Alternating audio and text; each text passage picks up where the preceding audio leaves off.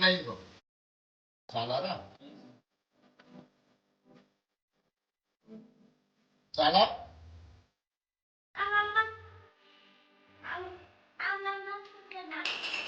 ఇది చేసిన కదా పెద్ద సర్కిల్ కదా అది ఓవర్ ఆగుతుంది ఎలాగైందా అయితే రౌండ్ చేస్తా అయితే యాక్షన్ లాగా ఓ సేపు వచ్చింది కదా అది ఓవర్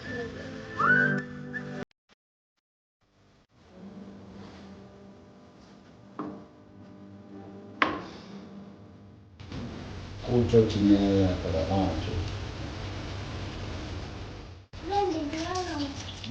ఇంకా రెండు మూడు చేయాలి అదే